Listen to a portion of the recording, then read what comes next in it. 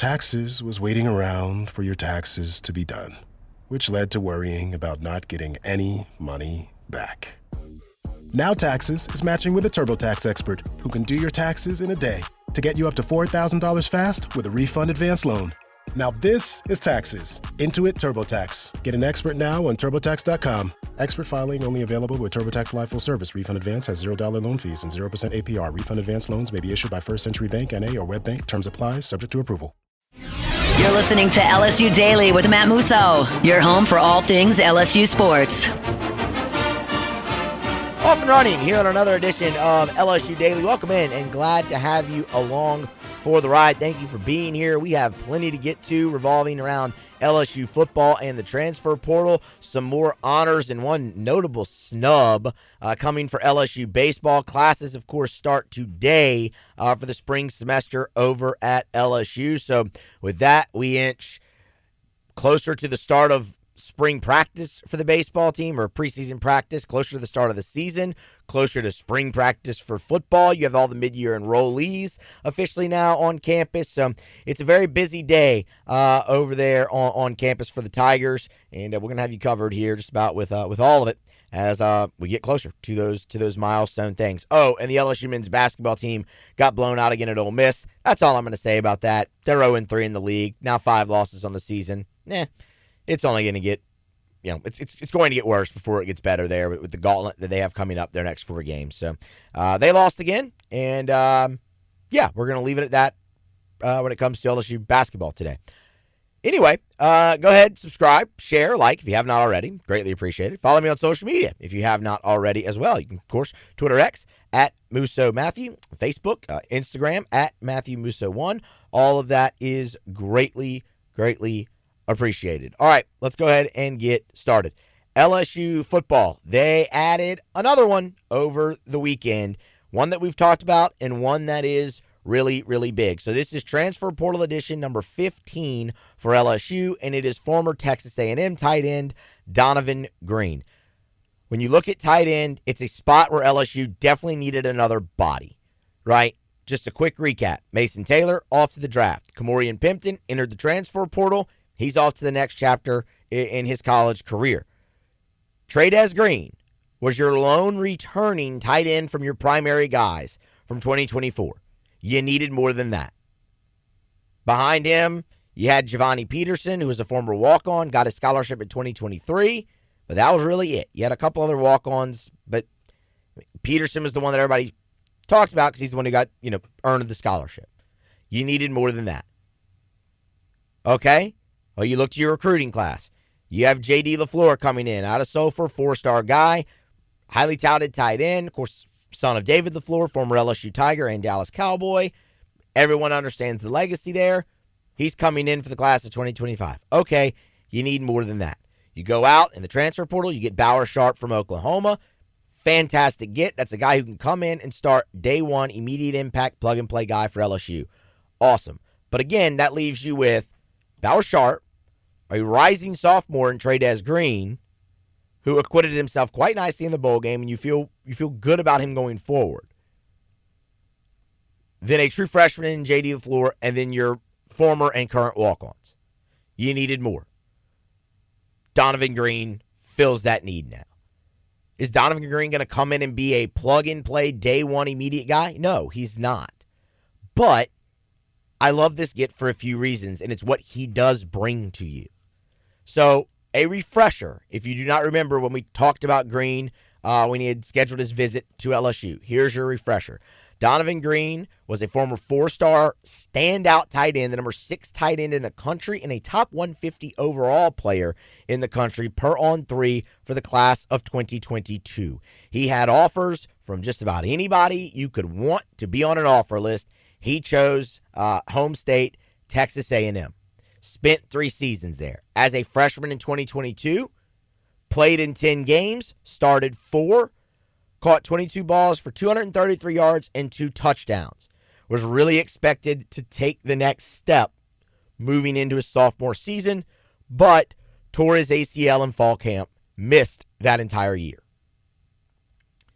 After that, appeared sparingly in 2024, mainly on special teams. then enters the transfer portal looking for the new destination. And as we found out over the weekend, that will be LSU. So what does he bring? What do you like about him, Matt? Well, this is what I like about him. First and foremost, he's got experience in the conference. So that matters, right? Albeit, however small it is. I mean, you can look at that and go, okay, he's not much more experienced than a guy like Trey Green. Fair, but both of them have experience in the conference. So that checks the box. I like that. The other thing is the size. 6'4", 265 pounds. That's bigger than any tight end that you have on the team. Yes, Trey Green is a massive human being, but he's not 265 pounds yet. He's 6'7", 245, which is great size. And he can absolutely continue to develop into the complete tight end who can play attached and inline. Again, you saw some of that in the bowl game. But Donovan Green brings that immediately at 6'4", 265. And that is something that LSU is missing in 2024 at that spot. Remember, in Brian Kelly's first couple years, you had Connor Gilbreth, who was brought in to be that extra guy to block. He was just size. And occasionally, if you needed to, you could throw him the ball. But first and foremost, he was in there to block. Allows you to really run two tight end sets, which Brian Kelly loves to do. It worked. When his time was up, it was thought that Mac Markway was really going to be able to settle into that kind of role, and that was definitely a guy who you could throw the football to when you needed, but you could do the two tight end sets, all of that. Markway hit the transfer portal heading into 2024, and you were never fully able to replace that. They had Bo Bordelon out there in 89 lining up tight end-wise to help block. Donovan Green brings the size to fill that role. And looking at him in 2022, catch 22 balls for 233 and 2 scores shows you that needed versatility that you want. Allows you to not be predictable by formation when he's in the game. That's a big, big piece that LSU needed for the tight end room. And on top of that, it's another body that you needed there as well. Now, you're good. You've got 3 primary tight ends again, like you did a year ago with Taylor, Green, and Pimpton. Now you just have Sharp, Trey Green, Donovan Green. It's what you needed. It's what you got. So I love that addition. Absolutely love that addition. Look, he managed to stay healthy this year in the limited action that he got. So I think when you look at it from an injury standpoint, you feel pretty good about Donovan Green going forward. It was massive that he came here for a 2-day visit and he didn't leave without getting the deal done. And that's huge. So this is absolutely a fantastic pickup for LSU. And with Sharp and Green, Trey Green that is, all you really need from Donovan Green is to be a really good, solid blocker and give you at least what he gave A&M in the passing game as a freshman. And if he can give you a little bit more than that, even better. And I'm sure he would love to, because this is a guy like anyone who suits up in the SEC who has dreams of playing at the next level. Well, he's with the right coach who's going to develop him in order to do that. In a guy like Brian Kelly, who has just put tight end after tight end in the league. So I give this a big check mark. Filled a need in more ways than one. Donovan Green, the newest LSU Tiger tight end, transfer portal commitment number 15. Okay, so where do they go from here now in the transfer portal? Well, you're still looking for offensive tackle. You're still looking for safety. We will keep you fully posted on how that goes. Of course, we told you last week about Monroe Mills from Louisville and then Connor Moore from Montana State. LSU did have interest in Connor Moore from Montana State. Tried their damnedest to get him on campus for a visit, but over the weekend, he committed and signed with Michigan State. So it will not be Connor Moore.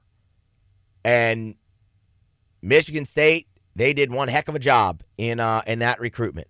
You talk about getting a guy on campus and not letting him leave, that was Michigan State, y'all. The visit he had scheduled after Michigan State was Ohio State.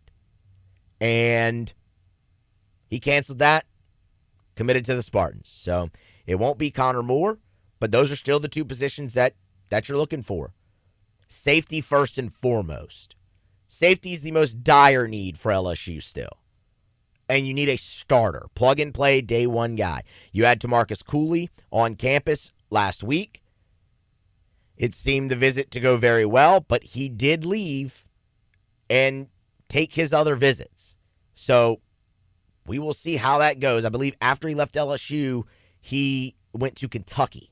So we will see how that goes.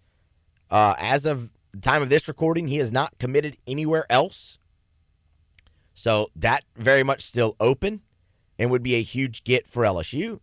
And then you go back to offensive tackle. But first and foremost, their most dire need still remains safety. You're at 15. You'll obviously go over that now.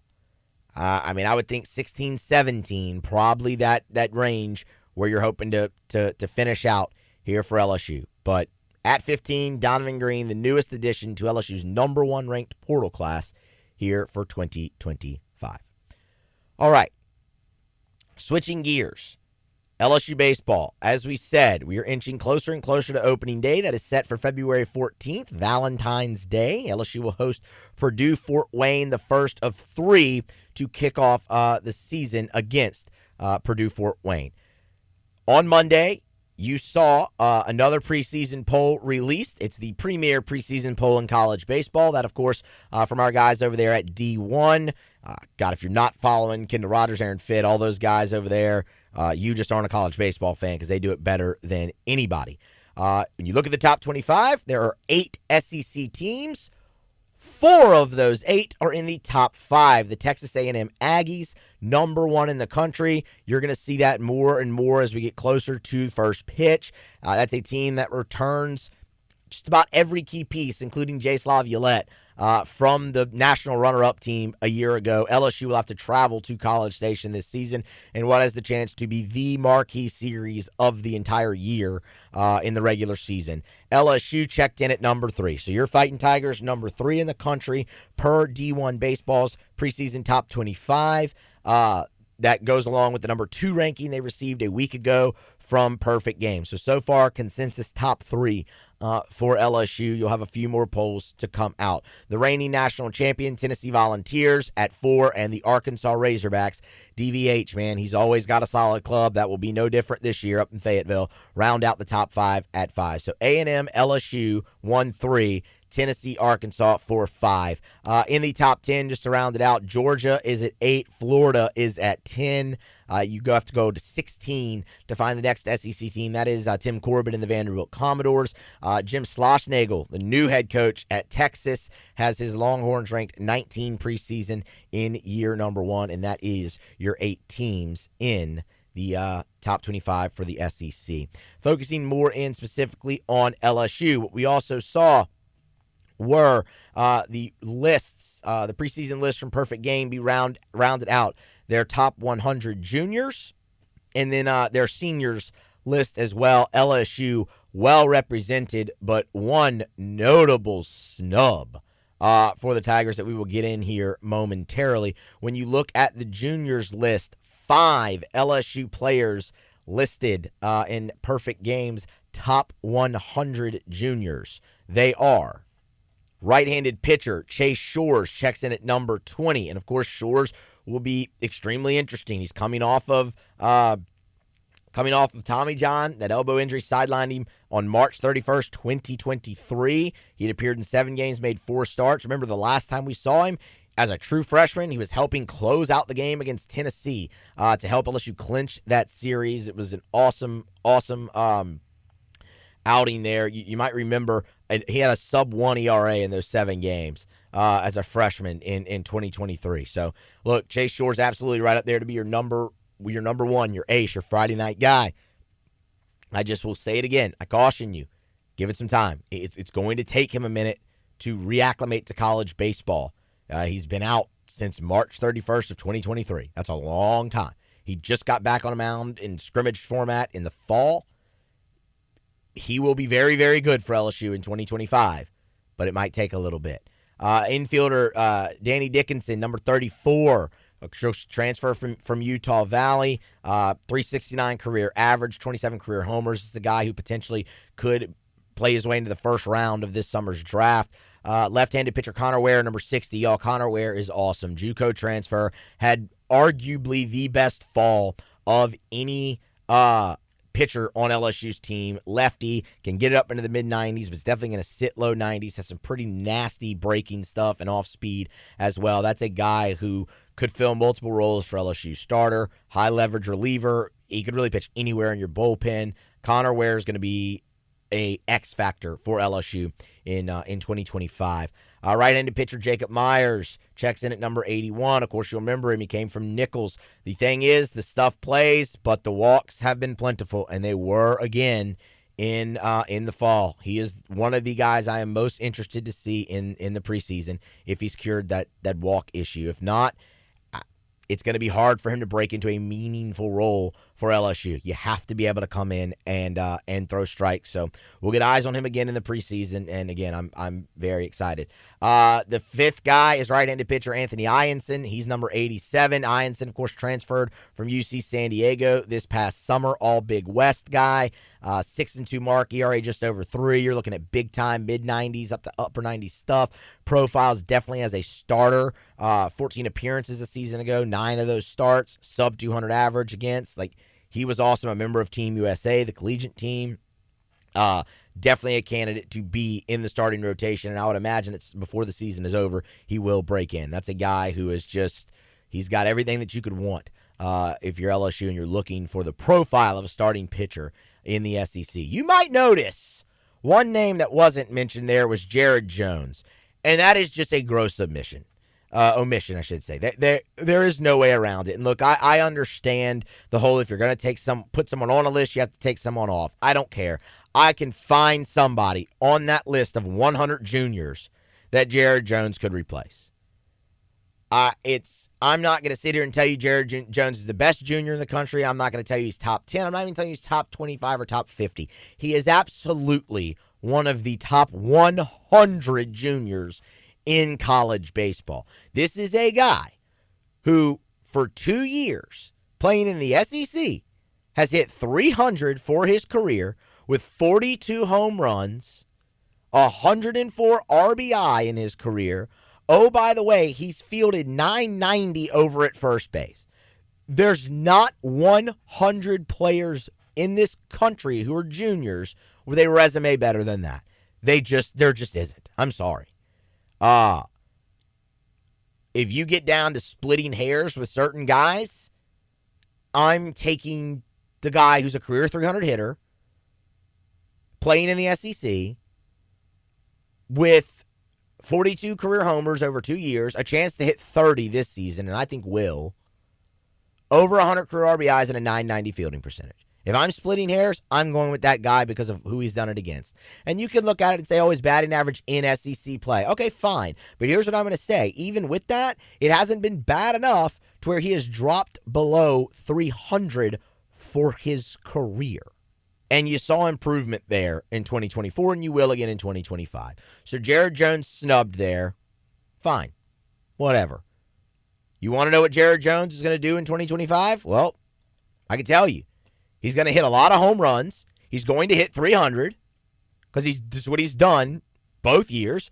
And he's going to be a really better than solid glove over at first base. Will all that result in a higher draft stock? I don't know. Probably not, because he is what he is.